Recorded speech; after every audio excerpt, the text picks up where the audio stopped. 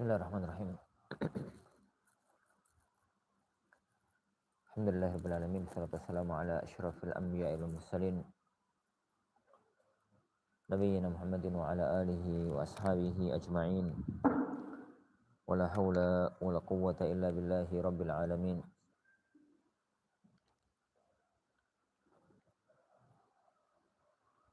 Asyhadu an la ilaha illallah wahdahu la syarikalah, asyhadu anna Muhammadan abduhu wa rasuluh, amma ba'd. Ya ikhwatin azani Allah yakum, alhamdulillah. Kita lanjutkan kajian kita, mempelajari salah satu di antara cabang keilmuan syar'i yang sangat penting tentang ilmu al-qawaid al-fiqhiyah. Kajian kita yang terakhir ya kawan, sampai mana? Paling terakhir kemarin sampai hukum istidlal menggunakan qawaid fiqhiyah. Seingatannya, ya, seingatannya yang kita pelajari adalah hukum berhujjah atau berdalil menggunakan al-qawaid al-fiqhiyah. Tinggal apa yang belum? Sebelum kita masuk ke kitab yang pernah Anda sebutkan.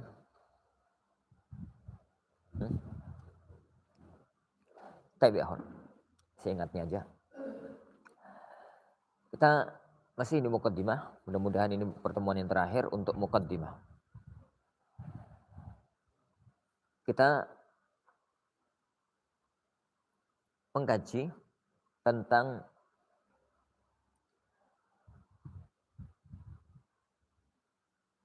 proses untuk mempelajari atau langkah untuk mempelajari al-qawaid al-fiqhiyah. Karena sebagaimana Anda katakan kemarin, ilmu al-qawaid al-fiqhiyah itu satu ilmu yang luas. Mulai dari al-qawaid al-kulliyah al-kubra sampai qawaid kulliyah sughra sampai dawabit. Ini sampai lawabit. Dan sudah melupakan sesuatu yang maklum dalam kaidah ilmiah bahwa belajar ilmu itu salah satu prinsipnya adalah tadarruj. Belajar sebuah ilmu itu salah satu prinsipnya adalah tadarruj. Tadarruj itu bertahap. Tadarruj itu bertahap. Tidak mempelajari satu ilmu yang tinggi, yang besar, yang luas sebelum mempelajari pendasaran ilmiahnya.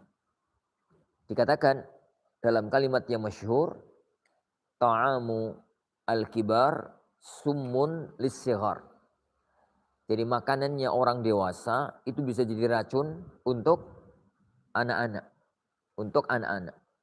Jadi orang dewasa ya kawan, kalau makan sambal terasi yang pedas, campur nasi, campur urap, campur waasin, itu enak. Menyehatkan, menggairahkan. Tapi makanan itu, jadi karena misalkan bapak itu punya anak bayi umur 1 tahun atau umur 2 tahun. Itu makan pagi-pagi di sawah, makan nasi campur urap gitu ya. Campur ikan asin, campur sambal terasi yang pedas itu enak. Ngomongin anak enak nak, tulang nak ya. Mati ya. Jadi anaknya mati ya. Kenapa? Karena ta'amul kibar itu summun lis-sighar. Jadi makanannya orang dewasa itu adalah bisa jadi racun untuk anak kecil. Satu, dalam dunia nyata ya kawan, obat itu kalau diberikan pas pada kondisinya itu manfaat. Tapi kalau overdosis bisa bahaya. Begitu juga dengan dunia ilmiah. Ini begitu juga dengan dunia ilmiah. Uang itu misalkan belum pernah belajar nahwu. Atau ya kawan, belajar nahwu baru level mukhtarat. Tiba-tiba gak kepingin mengikuti alurnya, gak kepingin mengikuti arusnya. Tiba-tiba lompat jauh sekali. Langsung ke Alfiyah, mencret ya. Langsung ke Alfiyah Ibnu Malik, mencret. Jadi apalagi ke kitab-kitab yang di atasnya Alfiyah. Yang di atasnya jadi Alfiyah. Begitu. Mengikuti tahapan-tahapan yang ada. Orang belajar usul fikih misalkan, baru selesai al-usul min ilmi usul Syekh Ibnu Utsaimin rahimahullah ta'ala. Gak sabar mengikuti prosesnya. Jadi gak sabar mengikuti prosesnya, langsung masuk ke Jam'ul Jawami'nya Subeki. Yuk kelenger. Bukan akan faham terhadap isinya, tapi malah akan bingung dan kemudian akan meninggalkan ilmu-ilmu yang semacam itu. Begitu juga dengan semua disiplin ilmu-ilmu yang lain. Begitu juga dengan semua disiplin ilmu yang mau di fikih, mau di hadis, mau di tafsir maupun yang lainnya. Oleh karena itu salah satu di antara prinsip ilmiah adalah at-tadarruj fi thalabil ilm. Jadi melakukan satu proses ilmiah di dalam bertahap di dalam menuntut ilmu. Lah, kitab-kitab tentang qawaid fiqhiyah itu yani amat sangat banyak. Kitab-kitab tentang qawaid fiqhiyah jadi itu yani amat sangat banyak. Tapi kalau mau ya kawan, yani anak ngusulkan. Kalau mau untuk anak usulkan, proses ilmiahnya tidak harus semacam itu ya kawan. Tapi kaidah ini paten, kaidah tadarruj dalam thalabul ilm itu paten. Jadi bertahap dalam thalabul ilmu atau benar. Adapun kitabnya itu bisa berubah dengan perubahan kondisi, itu bisa berubah dengan perubahan ma'had, itu bisa berubah dengan perubahan negara, itu bisa berubah dengan perubahan yani kondisi yang ada. Yani dengan perubahan kondisi yang ada. Mulai dari mendhumah ini. Jadi mulai dari mendhumah ini. Mendhumahnya Syekh Abdurrahman As-Sa'di. Yani hafizahullah rahimahullahu taala. Yani dimulai dari mendhumah ini karena beberapa masalah. Yang pertama, mendhumah ini mendhumah yang Allah barokai. Mendhumah ini ya kawan, mendhumah yang Allah berkahi. Di mana Allah Subhanahu wa taala menjadikan kitab ini adalah sebuah kitab yang mubarak, sebuah kitab yang makbul, diterima oleh kalangan umat. Jadi hampir semua orang kalau mau belajar qawaid fikih ya kawan, semua orang itu maksudnya adalah komunitas kita. Anda tidak bahas komunitas yang lain. Jadi semua orang dalam arti komunitas kita kalau memulai belajar kaidah fikih itu menggunakan jadi kitab ini. Padahal jadi kitab qawaid fikih yang level bawah, level dasar tidak hanya kitab ini. Ada beberapa kitab yang lain yang bisa jadi dari sisi yang lainnya itu lebih bagus daripada kitab ini. Tapi Allah Subhanahu wa taala menjadikan seseorang itu kalau belajar itu dicenderungkan untuk mempelajari lewat mendhumah qawaid fikihnya Syekh Abdurrahman Sa'di rahimahullahu taala. Itu yang pertama. Yang kedua ya ikhwan, lanjutkan dengan kitab qawaid fikih sederhana yang lebih sistematis. Jadi yang lebih sistematis. Karena penulisan kitab qawaid fikih, penulisan ya ikhwan kitab al-qawaid fikih itu ada yang disusul berdasarkan asyumul. Yang berdasarkan cakupannya. Dimulai dari qawaid kulliyah kubra 5 atau 6 yang kita bahas kemarin, dilanjutkan dengan qawaid kulliyah sughra, yang dilanjutkan dengan dhawabit, dan itu rata-rata gaya penulisan kitab qawaid fikih. Hampir ya, enggak semuanya. Jadi hampir rata yang menggunakan cara ini. Yaitu dimulai dari al-qawaid kulliyah kubra, dimulai ya ikhwan dari al-qawaid al-kulliyah al-kubra, dilanjutkan dengan al-qawaid al-kulliyah as-sughra, kemudian dilanjutkan dengan al-dhawabit. Ini rata-rata kitab qawaid fikih caranya semacam itu. Sebagian para ulama menulisnya dengan urut-urutan sighah, dengan urutan pembentukan kaidah. Dimulai dari qawaid yang diambil dari nas dalil, kemudian dilanjutkan dengan qawaid yang diambil dari makna dalil, dilanjutkan dengan qawaid yang diambil dari ijtihad para ulama. Jadi Anda katakan kemarin ya ikhwan, bahwasanya kaidah fikih kalau ditinjau dari sisi cakupannya ada 3. Yang hampir masuk ke semua masalah fikih namanya qawaid kulliyah kubra, dan itu ada 5 atau ada 6. Yang hanya untuk satu bab namanya dhawabit. Yang antar keduanya namanya qawaid kulliyah sughra. Dan gaya penulisan itu rata-rata di sini. Gaya penulisan kitab qawaid fiqhiyah.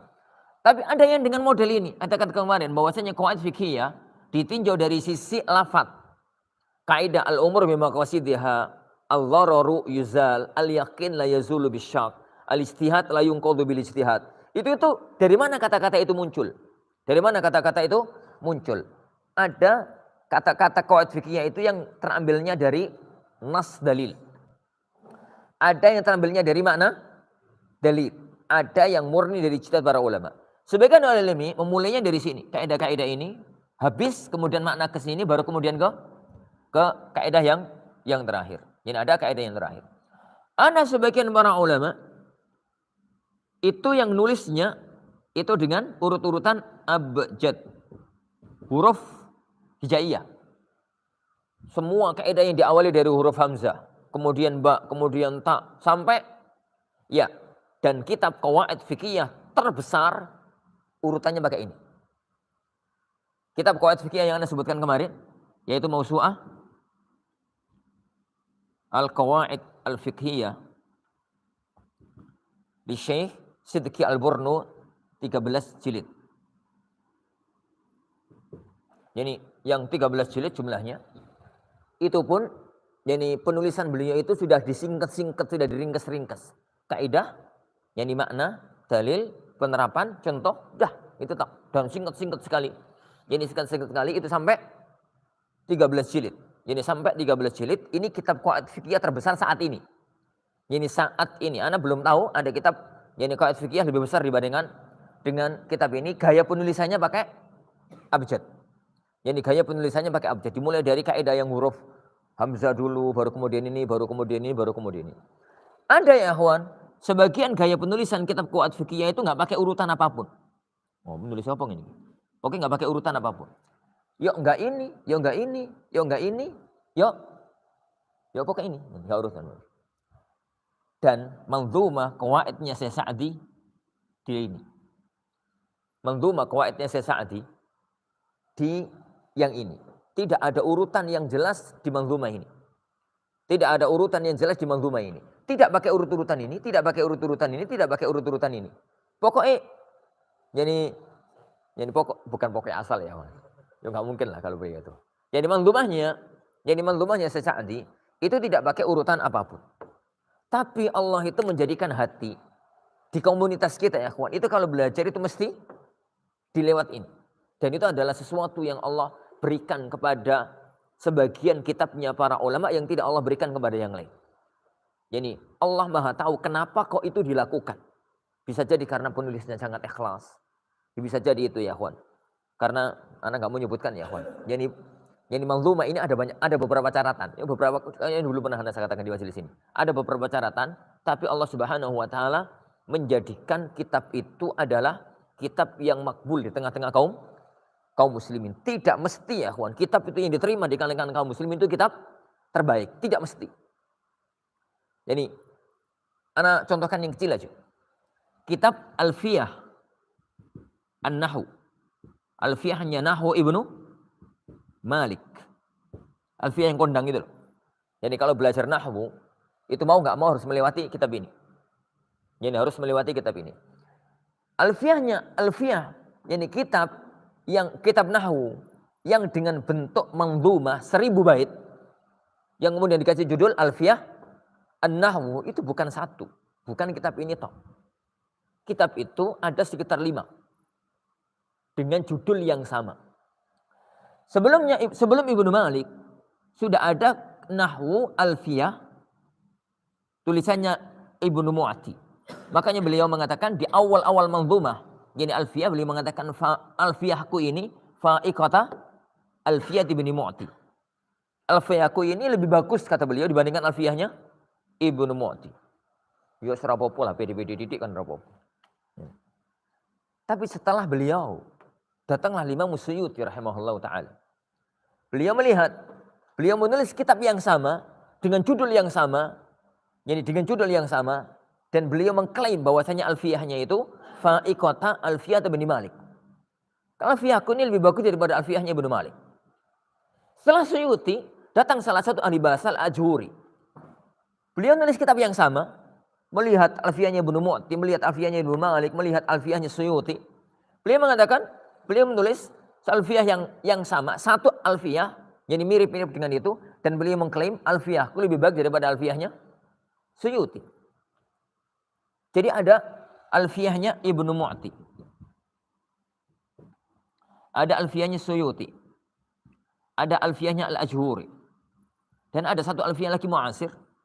Ini abad kemarin. Jadi alfiyahnya, anda lupa namanya siapa. Nama alfiyah yang kelima. Dan siapapun yang pernah menghatamkan alfiyahnya Ibnu Malik.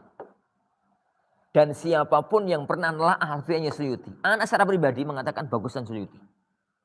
Anak secara pribadi, kalau kita bandingkan antara alfiyahnya Ibnu Malik sama alfiyahnya Suyuti, bagusan alfiyahnya Suyuti. Tapi kalau ditanya Ustaz, kalau belajar nahwu, alfiyahnya Ibnu Malik. Gak tahu, hati ini gak iso gitu loh ngomong alfiyahnya Suyuti, atau belajar aja alfiyahnya Suyuti, itu gak bisa. Allah menjadikan hati itu untuk mengatakan alfiyahnya Ibnu Malik. Dengan ya berbagai pertimbangan yang ada. Dan itu sesuatu yang Allah berikan kepada sebuah kitab yang tidak Allah berikan kepada kitab-kitab yang kitab-kitab yang lainnya. Antum bandingkan dalam ilmu mustalah hadis antara Baiquniyah dengan Nukhbatu, ini bagi yang sudah kenal kitab ya, Anda ngomong bagi santri-santri lama, bagi santri baru. Antara dengan Nukhbatul Fikar. Antara Baiquniyah dengan Nukhbatul Fikar. Siapa yang pernah mempelajari kedua kitab ini? Yani antara Baiquniyah dengan Nukhbatul Fikar. Siapapun orang yang pernah belajar Baiquniyah dan pernah belajar Nukhbatul Fikar jauh lebih bagus. Tapi Nukhbatul Fikar gak mangdumah Ustaz. Khair insyaallah. Ambil mangdumahnya. Qasbus Sukkar fi mangdumati Nukhbatil Fikar Lisan'ani.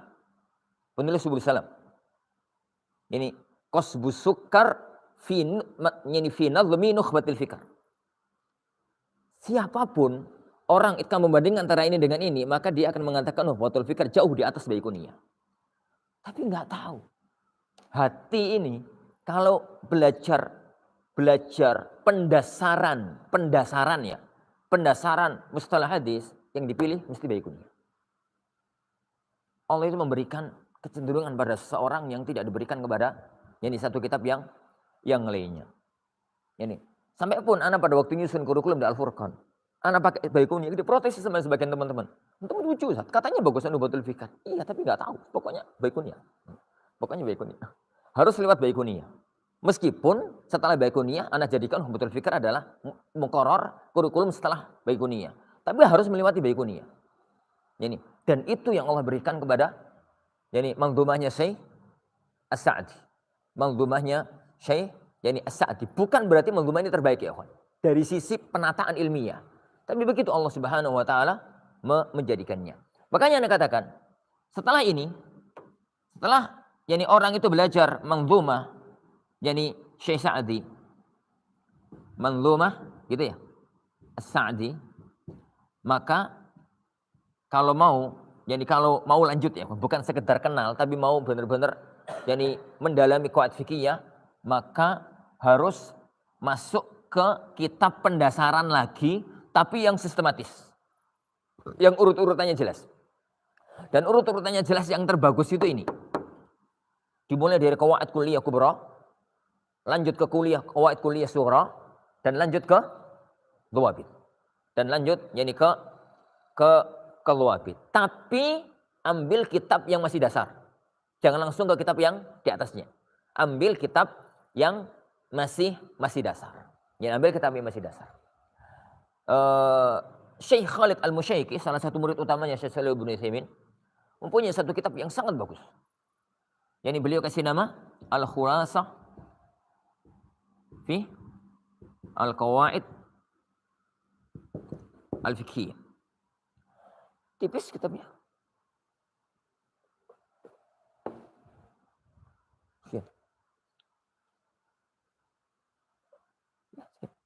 Berapa halaman?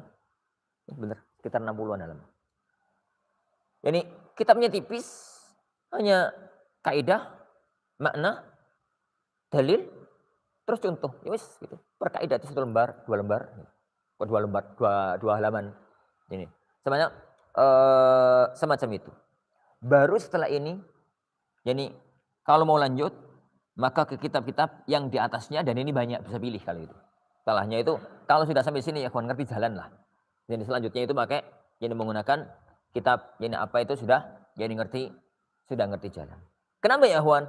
Harus dilanjutkan dengan kitab yang sistematis, karena salah satu di antara kelemahan manzumahnya Ibnu Sa'di, itu, antum kalau belajar ya kawan, manzumah ini, tidak akan pernah tahu mana qawaid kulliyah kubra, mana qawaid kulliyah sughra, dan mana dhabit. Mana luwabit. Karena urut-urutannya gak jelas. Urut-urutannya gak jelas. Dan itu bukan aib bagi beliau. Yani karena beliau hidup di Saudi. Dan Saudi itu mazhabnya berkembang mazhab Hambali.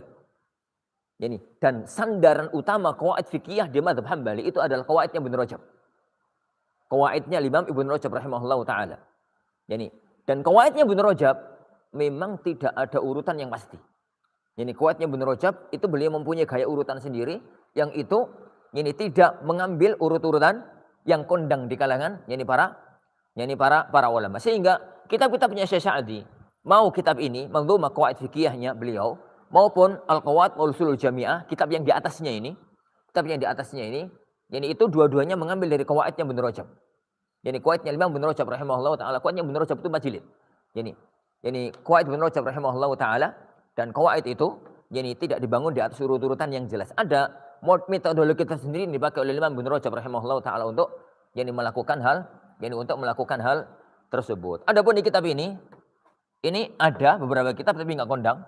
Yani ini juga ada beberapa kitab tapi memang Anda katakan jadi mausu'ah, namanya mausu'ah ya. Mausu'ah itu buku-buku ensiklopedi, itu memang rata-rata dibangun ini dengan cara ini, yaitu pakai abjad, jadi pakai ini, jadi pakai itu mirip-mirip ya kawan gaya penulisan kitab hadis lah. Ada yang pakai urut-urutan abwab, ada yang pakai urut-urutan rawi, ada yang pakai urut-urutan abjad. Pakai urut-urutan abwab itu kutubus sahih dan kutubus sunan. Maklum itu. Ini pakai urut-urutan rawi itu kutubul musnad. Pakai urut-urutan abjad, ini banyak pakai urut-urutan majad. Ini banyak pakai urut-urutan abjad yang ada di sabda-sabda Rasulullah Sallallahu Alaihi Wasallam. Makanya ya kawan, kalau mau membangun ilmu qawaid fikih ya, bangunlah di atas kitab yang Allah berkahi. Bangun di atas kitab yang Allah berkahi, yaitu kitab Manzumah Qawaid Sa'diyah. Jadi qawaid Imam Sa'di rahimahullahu taala. Tapi Anda katakan ya kawan, bahwa membangun qawaid fikih ya dengan kitab ini gak mampu membangun ini. Gak mampu membangun qawaid kulliyah kubra, qawaid kulliyah sughra dan dhawabit. Karena gak ada urutan yang jelas di kitabnya. Hanya ada gambaran umum, oh ini tuh kaidah fikih, ini tuh kaidah fikih, maknanya ini. Tapi ini masuk di bagian apa, ini masuk di bagian apa itu gak ada di manzumah ini. Jadi makanya yang sudah kita belajar di sini itu harus disusun, ditoto. Wis ngerti ini itu busi, ini itu gas, ini itu ban, ini itu opo ngono ya. Ban itu fungsi ini, ban itu fungsi ini dan macam-macamnya. Maka untuk nyusun itu butuh kitab lain. Dan ana usulkan yaitu kitab ini. Kitabnya ringkas, bagus dan sangat sistematis. Ini Al-Khulasah fil Qawaid Fikih. Anda bisa menggunakan kitab-kitab yang lain, enggak harus kitab ini ya, kawan. Jadi enggak harus ini kitab semacam itu, tapi kitabnya tipis dan bagus. Ini setelah itu maka kitab yang di atasnya secara ini berurutan. Kalau memang ya kawan, benar-benar ingin menguasai qawaid fikih. Tapi kalau sekedar ingin kenalan dengan qawaid fikih, sekedar ingin kenalan ya kawan. Kenalan, jadi kenalan kan salaman. Sekedar kepingin kenalan, maka cukupkan diri sampai di sini. Sekedar kepingin kenalan. Tapi kalau benar-benar kepingin kenalan yang lebih singkat lagi, ya cukupkan diri sampai di sini. Sekedar kenal gitu. Bahwasanya oh ada kaidah ini, ada kaidah ini, ada kaidah. Harus mengenal urut-urutannya, yani masuknya, di mana problemnya dan macam-macamnya, maka sampai di manzumah Syekh Abdurrahman Sa'di rahimahullahu taala. Ini rahimahullahu taala. Wallahu a'lam. Baik ya, mungkin ini sebagai muqaddimah kita masuk sekarang pada kitab atau manzumahnya Syekh Abdurrahman Sa'di rahimahullahu taala. Ini anggap aja angin lalu ya, bagi yang antumnya masih baru. Ana bicara untuk teman-teman yang lama. Ini. Maksudnya itu ini ngomong Nubaykuniyah, ngomong Nuhbatul Fikar, mumet. Ya, anggaplah dalam artian ya, Wan. Dalam artian hanya angin menunjukkan bahwasanya kitab-kitab semacam itu tuh Allah Subhanahu wa taala itu memilihkan sebuah kitab untuk menjadi satu kitab yang kondang, yang dipelajari oleh semua orang, itu enggak jelas. Kenapanya? Kadang-kadang bukan kitab yang paling bagus, tapi memang dijadikan oleh Allah Subhanahu wa taala, yani semacam itu. Contoh ya, Wan. Usul fikih. Kalau orang belajar usul fikih, mau tidak mau harus melewati warakat. Warakatnya Juwaini. Mau tidak mau harus melewati warakatnya Juwaini. Ini. Padahal, dan itu aneh, kita warakat itu aneh, nggak tahu kenapa Allah kok menjadikan warakat diterima di semua kalangan. Orang Hambali, ini belajar usul fikih ya warakat. Padahal, jadi orang Maliki kalau belajar usul fikih di tingkat dasar juga warakat. Siapapun yang pernah belajar warakat akan tahu bahwasanya warakat itu usul fikih Syafi'iyah kental. Usul fikih Syafi'iyah itu kental. Anak sampai diskusi sama sebagian asatidzah. Yani, ada enggak syarah, yani apa? Syarah warakat tapi rasa Hambali. Antum aneh-aneh Ustaz. Ya barangkali ada. Yani barangkali ada. Ya, tayo ya, kita mulai. Bismillahirrahmanirrahim.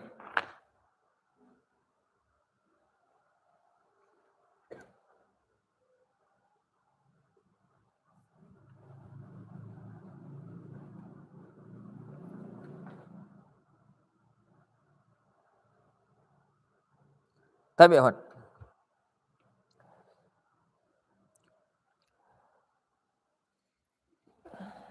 Bismillahirrahmanirrahim. Alhamdulillahil aliyyil arfaqi wa jami'il asya'i wal mufarriqi dzin ni'ami al wasi'atil ghazirati wal hikami al bahiratil katsirati. Thumma as-salatu ma'a salamin daimi 'ala ar-rasulil qurasyil khatami wa alihi wa sahbihi al-abrari al-haizi maratibal fakhari. Baik. Bismillahirrahmanirrahim.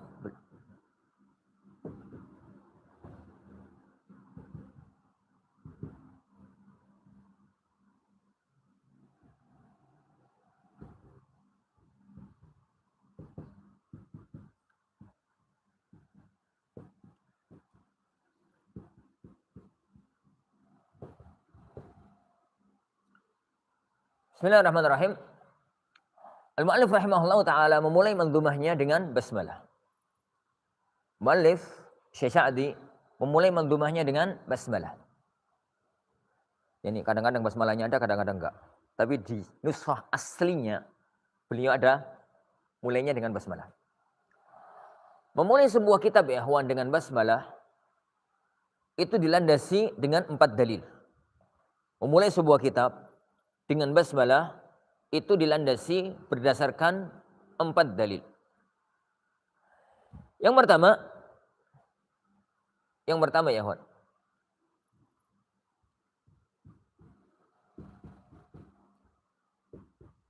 Mengikuti kitabullah azza wa jalla. Jadi memulai sebuah kitab dengan basmalah bismillahirrahmanirrahim itu dilandasi oleh 4 dalil. Yang pertama, al-iqtida'u bi kitabillah. Mengikuti kitabullah azza wa jalla. Karena kitabullah Al-Qur'anul Karim dimulai dengan bismillahirrahmanirrahim. Dan semua surat dalam Al-Qur'an dimulai dengan basmalah, kecuali surat At-Taubah atau surat Bara'ah. Jadi surat Taubah atau surat Bara'ah. Tek. Yang kedua ya, Hon. Al-iqtida bi fi'lin nabiyyi sallallahu alaihi wasallam. Mengikuti sunnah fi'liyahnya Rasulullah sallallahu alaihi wasallam. Mengikuti perbuatannya Rasulullah sallallahu alaihi wasallam. Karena beliau sallallahu alaihi wasallam tatkala menulis surat kepada para raja di Jaziratul Arab maupun di luar Jaziratul Arab pada waktu itu, beliau selalu memulainya dengan Bismillahirrahmanirrahim. Antum tahu, tahun ke-6 Hijriyah pada bulan Dzulqa'dah terjadi satu peristiwa sejarah, yaitu perjanjian Hudaybiyah, Sulhul Hudaybiyah. Dan itu peristiwa pertama orang Arab Quraisy mengakui keberadaan masyarakat kota Madinah. Selama ini mereka dianggap nggak ada, makanya diperangi, kepingin dibumi-hanguskan, kepingin gitu dari mulai awal kenabian sampai Rasulullah hijrah, dari mulai tahun pertama Hijriah sampai tahun kelima. Tahun kelima adalah peristiwa perang terakhir, perang Ahzab, perang Khandaq. Di tahun yang ke-6 Rasulullah SAW, singkat cerita, nggak ingin panjangkan, singkat cerita beliau berangkat umrah di bulan Dzulqa'dah. Sengaja mengambil bulan Dzulqa'dah karena itu bulan haram, sehingga nggak mungkin terjadi perang di bulan itu. Beliau berangkat, ternyata bukan bisa masuk, terjadilah satu kesepakatan yang kemudian dinamakan dengan perjanjian Hudaybiyah. Salah satu di antara isinya adalah gencatan senjata selama 10 tahun. Jadi gencatan senjata selama 10 tahun. Beliau pulang setelah itu.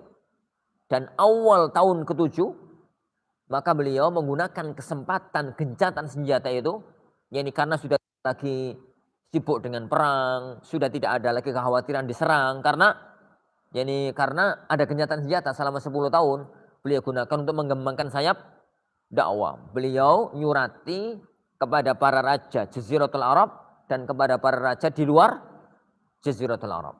Surat-surat beliau itu selalu dimulai dengan Bismillahirrahmanirrahim. Jadi ya, Bismillahirrahmanirrahim. Sebagaimana dari awal-awal Sahih Bukhari, Bismillahirrahmanirrahim min Muhammadin Rasulillah ila Hiraqal Azimir Rum. Salamu ala man ittabal huda, sampai akhir dari surat tersebut.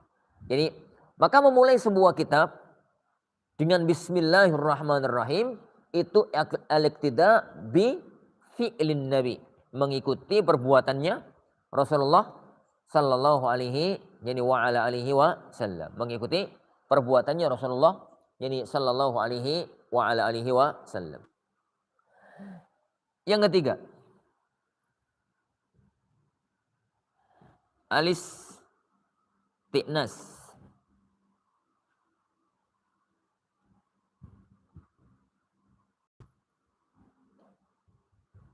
Sallallahu alaihi wasallam, kullu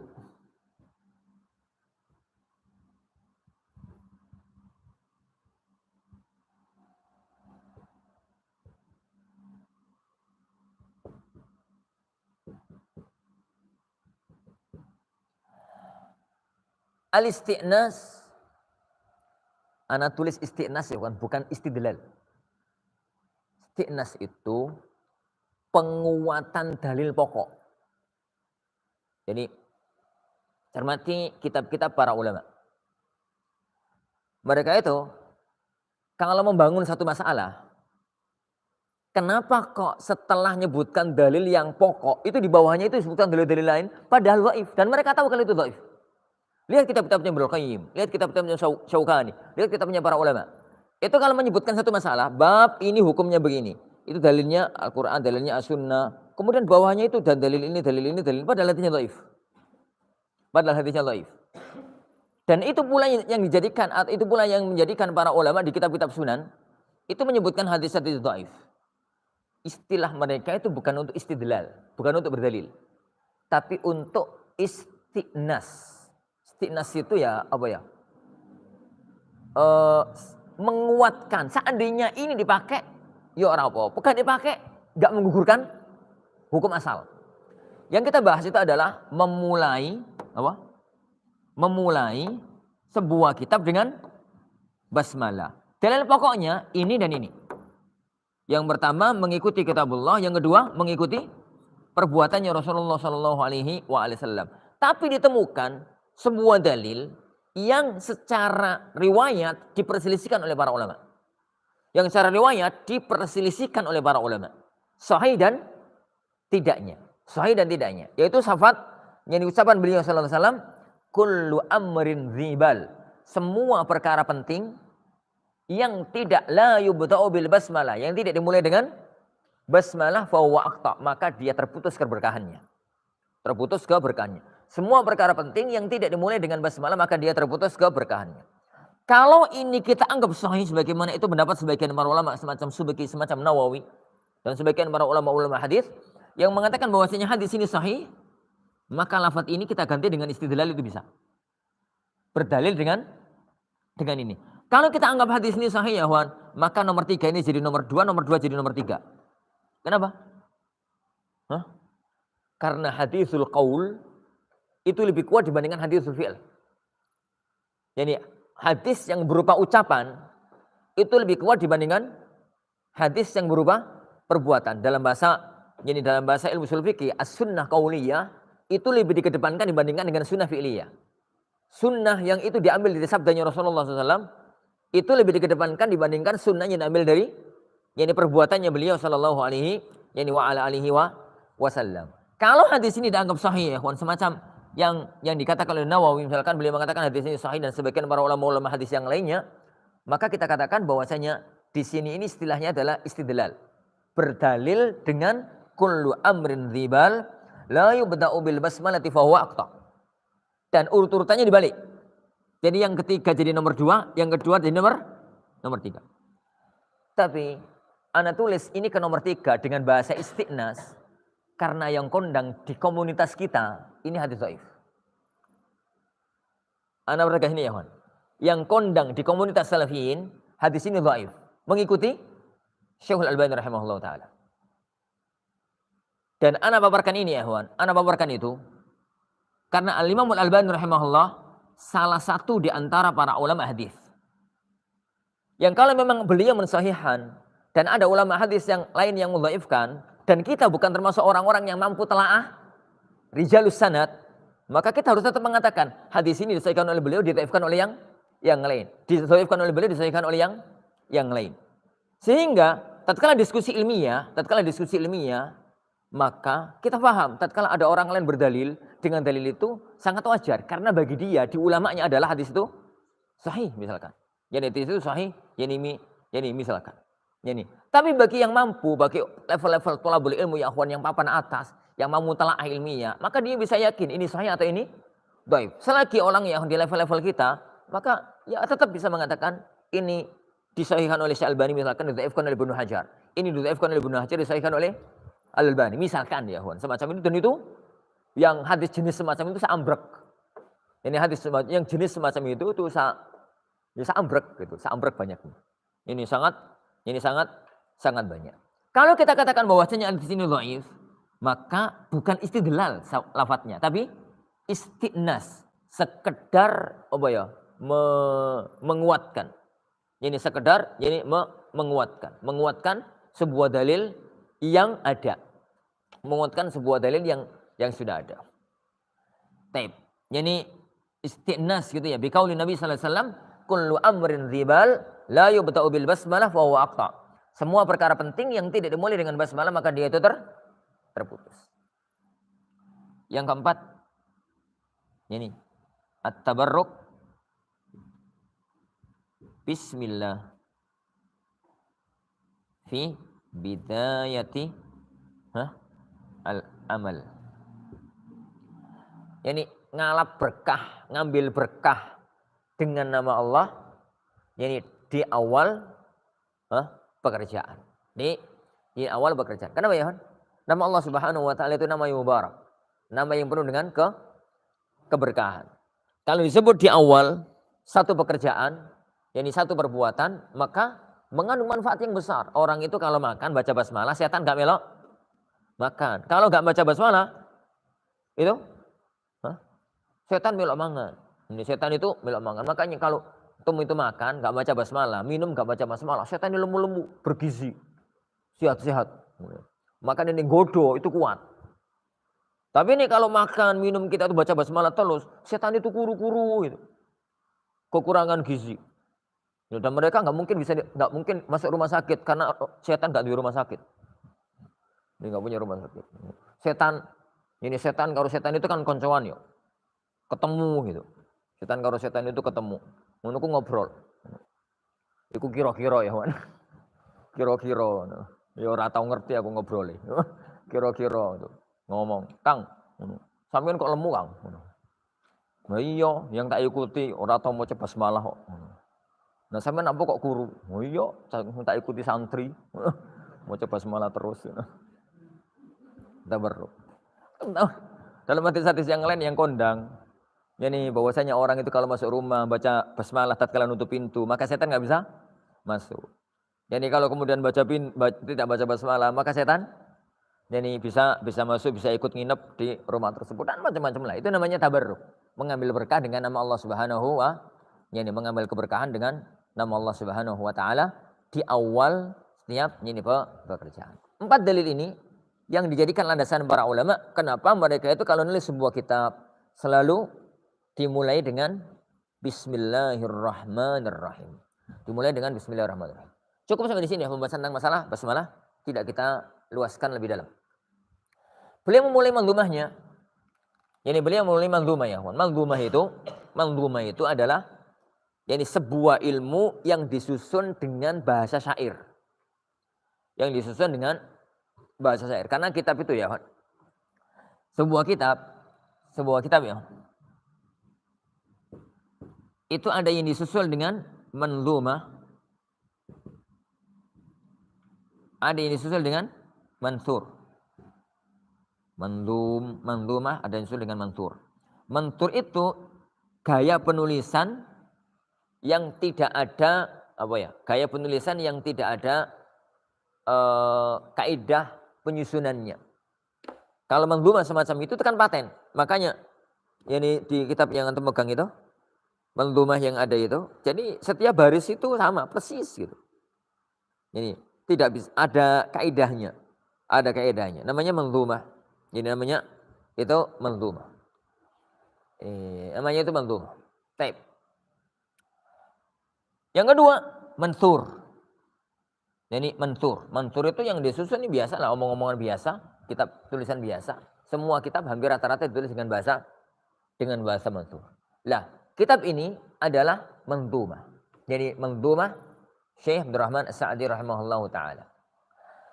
Beliau mengatakan alhamdulillahil aliyil arfaqi. Jadi alhamdulillahil aliyil arfaqi. Jadi riwayat yang benar adalah pakai ra bukan pakai waw. Karena di sebagian kitab manzumah ini lafadznya ini waw. Alhamdulillahil aliyil aufaqi. Tapi yang tepat jadi yang kitab manzumah ya Wan, manzumah Syekh Sa'di yang paling terpercaya itu yang tahqiqnya Syekh Khalid Al-Muslih. Yang cetakan dari Ibnu Jauzi. Karena itu diambil, jadi manzumahnya diambil langsung dari khotnya beliau.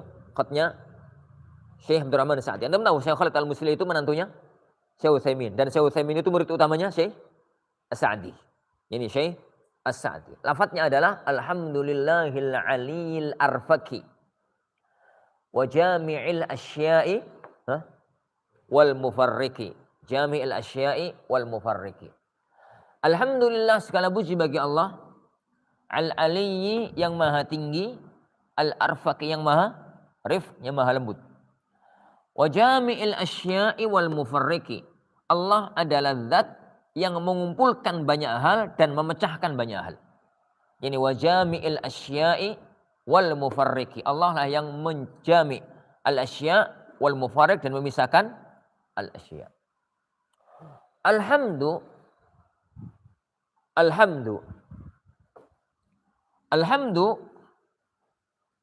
dalam bahasa Arab, dalam istilah syar'i, ada beberapa istilah yang sangat mirip dengan lafaz alhamd. Ada alhamd, ada al-madah, ada as-sana, ada syukur. Alhamd memuji. Madah memuji. Sana memuji. Syukur terima kasih. Nah, terima kasih. Keempat kata ini ya, Ikhwan. Keempat kata ini itu maknanya mirip tapi beda maknanya. Mirip tapi berbeda. Mirip tapi berbeda. Jadi mirip tapi berbeda. Itu kalau dalam disiplin ilmu bahasa itu namanya fiqhul lughah. Satu cabang ilmu bahasa Arab namanya fiqhul lughah. Jadi pemahaman atau fikih kajian tentang kata perkata Arab. Jadi kata per perkata. Alhamd itu ya ikhwan, itu al-wasf bil jamil. Ini ta'rif yang ana pilih meskipun rot-rot. Oh ya. Ma'al bahabbati wat ta'zim.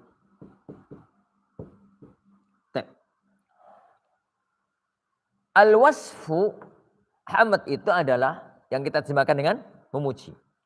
Itu mensifati yang lain, mensifati zat yang lain, mensifati yang lainnya. Al-wasf ini adalah wasful ghair, mensifati lain. Bil jamil dengan sifat yang bagus. Dengan sifat yang bagus. Bil jamil ikhtiyari, dengan sifat yang bagus tanpa ada paksaan. Dia tatkala mensifati orang lain, mensifati yang lain dengan sifat-sifat yang bagus itu adalah dari kehendaknya sendiri, dari dalam hatinya sendiri, bukan karena dipaksa oleh orang lain.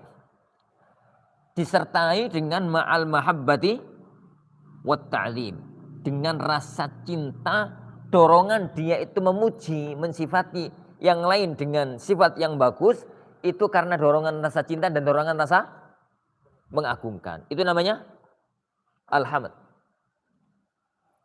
Kalau ma'al mahabbati wat ta'zim ini dihilangkan, itu jadi madah dalam bahasa Arab. Jadi al-wasfu bil jamili al-ikhtiyari kata mutlaqan.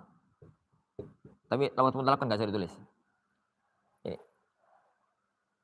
Bedanya antara hamd dengan madah yang dalam bahasa kita sama-sama memuji. Kalau madah itu pokoknya nyebut kebaikan orang. Kamu orang baik. Padahal dalam hati ini ku jombengkel, tapi mau ngelokno iku timbang masuk penjara. Timbang viral. Jadi daripada ngonus lafaz keluar dari lisannya kamu memang orang baik. Tapi hati ini marah, hati ini apa. Pokoknya menyebut kebaikan orang, menyebut dia dengan sifat-sifatnya baik, itu adalah al-wasfu bil jamil ikhtiyari. Al-wasf bil jamil ikhtiyari. Secara mutlak itu namanya madah. Makanya kalau kita bandingkan antara hamd dengan madah, itu dalam istilah usul namanya umum wa khusus mutlak. Jadi begini. Ini itu al-madah. Ini itu al-hamd. Maknanya madah itu mencakup hamd. Tapi hamd itu enggak mesti Ini ono hamd itu mesti ada madah. Ini ada madah belum tentu salih ya. Benar. Kok tadi bingung aku. Jadi madah itu umum. Dia itu menyebut kebaikan orang, mau dengan rasa pengagungan dan cinta, maupun tanpa pengagungan dan cinta. Maka itu madah. Cakupannya itu ini. Hamd itu di dalamnya. Hamd itu di dalamnya. Ya mirip-mirip ya ikhwan. Ini toharoh. Ini tuh al-wudu. Toharoh itu ya mencakup wudu, mencakup tayamum, mencakup mandi. Nek wudu, ya wudu tok. Nek kita mengatakan wudu, enggak mencakup semua. Jadi kita mengatakan tohara mencakup ini, mencakup ini. Ini kita katakan madah, mencakup hamad. Ini kita katakan hamad, belum tentu nggak mencakup semua madah. Dalam bahasa Indonesia, antara hamad dengan madah itu sama. Tapi dalam bahasa Arab itu berbeda. Dan itu salah satu di antara sebab. Kenapa kalau Allah menjadikan bahasa syariat itu pakai bahasa Arab? Karena kejelian dalam bahasa Arab tidak ditemukan dalam bahasa yang lain. Kejelian dalam bahasa Arab tidak ditemukan dalam bahasa yang lainnya. Oleh karena itu, para ulama-ulama syariat itu sangat perhatian dengan masalah bahasa. Kenapa? Karena semakin jeli dalam bahasa, semakin kuat dalam istidlal. Ini semakin kuat di dalam pendalilan ini hukum-hukum syariat. Ini hukum-hukum syariat. Namanya contoh lah, ini apa ya? Misalkan pendalilan yang kadang-kadang serampangan dan fatal. Dulu ya, dulu zaman dulu, sekarang alhamdulillah sudah nggak ada. Jadi kalau misalkan ada satu di antara ikhwah Ahlussunnah gitu ya, yang kemudian kedapatan duduk bareng bersama salah satu ahlu al-bidah, itu langsung dianggap sebagai mubtadi. Dulu ya. Alasannya, Rasulullah mengatakan al-mar'u ala dini khalili. Orang itu tergantung agama temannya. Maka orang itu duduk bareng berarti berteman. Sampeyan itu ngerti bahasa Arab apa ora? Orang berteman itu ada ma'rifah, ada shadaqah, ada as-suhbah, ada al-mahabbah, ada hullah. Dan itu semuanya itu koncoan, tapi levelnya beda. Tapi levelnya itu berbeda.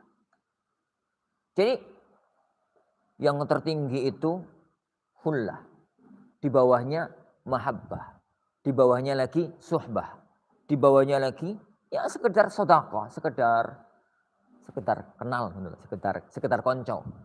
Di bawahnya lagi nggak konco tapi sekedar kenal. Dan itu ini level-level apa? Itu kalau kita hanya menggunakan level yang ya sederhana gitu, yang sederhana.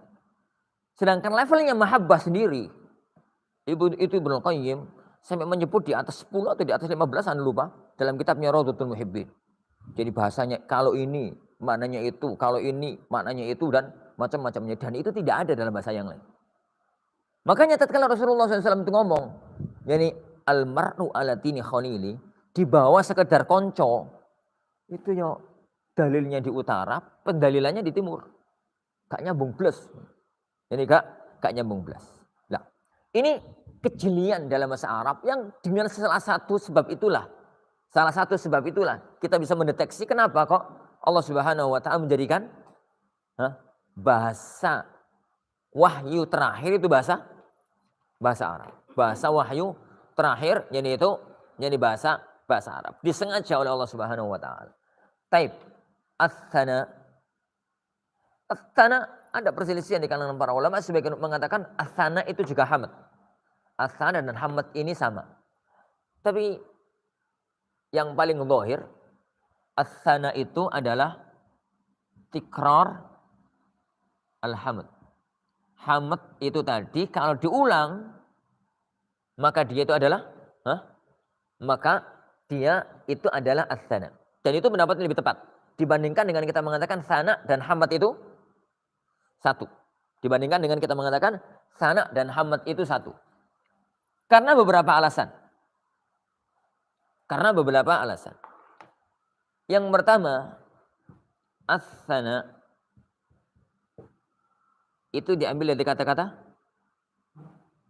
ta, nun, dan alif, hamzah, ya ikhwan. Ini ya. Ta, nun, ya. Semua kata yang diambil dari ini itu muncul sana.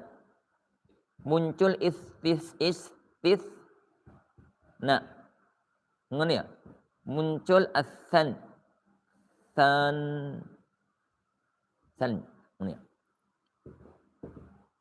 Dalam kaidah bahasa Arab ya, kawan. Sebuah kata kalau dari akar kata yang sama, mesti maknanya sama.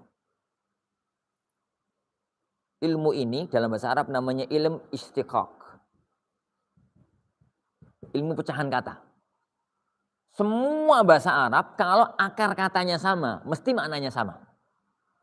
Meskipun beda jauh. Contoh ya, al-jin itu akar katanya jim, nun, nun. Dari akar kata ini, anak ngomong yang gede-gede ya, yang masih awal tidur nggak apa-apa. Anak ngomong yang gede-gede, sebentar gak apa-apa. Jadi agak bingung ngaji ini karena ada yang udah gede, ada yang masih awal. Yo, yang kondisi nggak paham, antum tidur ya. Jadi itu mungkin antum sebagian yang masih awal-awal nggak paham, nggak apa-apa lah, antum tinggal tidur aja. Nggak usah turun tapi ya. Jim, anak ngomong yang gede. Jim, nun, nun. Kata-kata jim, nun, nun ini muncul jin, muncul al-janin, muncul al-jannah, muncul al-junnah, muncul majjan. Salah, alhi, majnun. Jin niku jin, janin ya janin, jannah surga, junnah tameng, majjan gratis, majnun edan. Gila. Gila. Ini kata-kata yang berbeda, tapi akar katanya sama. Maka dipastikan semuanya terikat satu kata yang sama. Apa sebenarnya makna jim, nun, dan nun? Makna jim, nun, dan nun itu as-satr wa taghtiyah.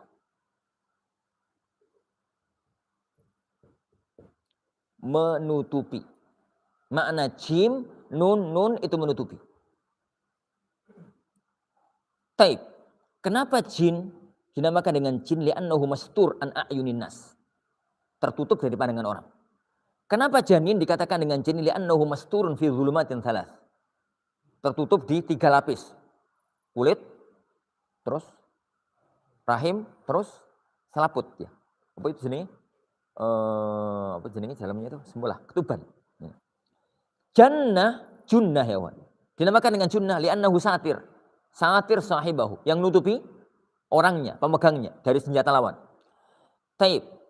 Jannah dinamakan dengan jannah karena tertutup dengan pohon-pohon yang rindang. Taib ya kawan, majnun dinamakan dengan majnun karena akalnya tertutup. Taib, majjan gratis dinamakan dengan gratis. Kenapa ya kawan? Li'anna si'rahu mastur. Karena harganya ketutup, jadi akhirnya gratis. Itu ilmu istiqaq. Lah, sana terambil dari kata sa, nun, dan ya. Ini akar kata maknanya itu al-i'adah. Pengulangan. Ada yang balik gitu ya, ada yang berulang. Ada yang berulang. Ada yang al-i'adah, ada yang berulang. Tapi ikhwan, istitsna. Hakikat istitsna kan saya memiliki indi asyrah. Yani illa thalatha. Gitu tak? Indi asyrah. 10 menulis. Daripada ngitung. Pokoknya di sini itu 10. Indi asyrah. Illa thalatha. Sampai sini berarti kak. Ini illa thalatha. Indi asyrah saya memiliki 10 kecuali begitu ngomong illa itu yang itu istisna itu balik ke sini lagi 3. Akhirnya cuma 7. Dinamakan istisna karena ada i'adah, ada apa? Ada balik gitu. Maka dinamakan dengan sana karena di situ ada i'adah, pengulangan. Ini di situ ada pengulangan. Dari sisi bahasa sana itu maknanya tikor pas. Karena memang akar kata sana itu adalah at-tikrar wal i'adah. Yani pengulangan. Pengulangan. Dan dari sisi syariat, yani dalam hadis Sahih Muslim, yani tatkala Rasulullah SAW itu bersabda dari firman Allah Subhanahu wa taala dalam hadis qudsi, dalam yani hadis yani qudsi, beliau sallallahu alaihi wasallam itu mengatakan dari Allah Subhanahu wa taala, qasamtu yani al-Fatihata baini wa baina 'abdi isfain. Aku membagi Al-Fatihah antara aku dengan hambaku itu dua, yani terbagi dua. Idza qala al-'abdu alhamdulillahi rabbil alamin, apabila seorang hamba mengatakan alhamdulillahil alamin, yani Allah mengatakan yani hamidani abdi, Allah yani hambaku itu memujiku. Wa idza qala ar-rahmanir rahim, Allah mengatakan asna alayya abdi. Ini hambaku itu memujiku untuk yang kedua kalinya. Memujiku untuk yang kedua kalinya. Terakhir ya, bilang asyukur. Asyukur itu persis dengan ini. Persis. Al-wasf bil jamil al-ikhtiyari indal in'am. Indal in'am itu saat sampai yang dikasih sesuatu. Dikai ponggolan gitu. Terus yang jazakumullah khair, sampean kok bagus sekali. Nah, itu namanya syukur. Dikasih duit, dikasih apa gitu. Yang tatkala itu bukan hamad, bukan madah. Yang tatkala itu namanya adalah asyukur, karena penyebutan kebaikan ini itu indah al-in'am. Ini indal in'am. Itu perbedaan antara empat kata ini. Makanya bahasa yang diberikan, bahasa yang Allah tuntun kepada kita untuk Allah Subhanahu wa taala itu enggak pernah madah, selalu hamad, untuk menunjukkan tatkala kita itu mengatakan subhanallah, alhamdulillah, Allahu akbar, jangan kosong hati. Kalau mengatakan Allahu akbar, alhamdulillah, tapi hati ini kosong, itu sebenarnya bukan hamad. Itu madah. Padahal yang Allah sampaikan kepada kita dari seorang hamba kepada Allah Subhanahu wa taala itu adalah alhamd. Jadi itu adalah alhamd. Maka tatkala berzikir la ilaha illallah, subhanallah, alhamdulillah, itu semuanya kan al-wasfu bil jamilil ikhtiyari. Kalau disertai dengan rasa ta'zim dalam hati, jadilah itu hamd, dan itu yang Allah nilai. Tapi kalau tidak, jadilah itu madah, nilainya berkurang.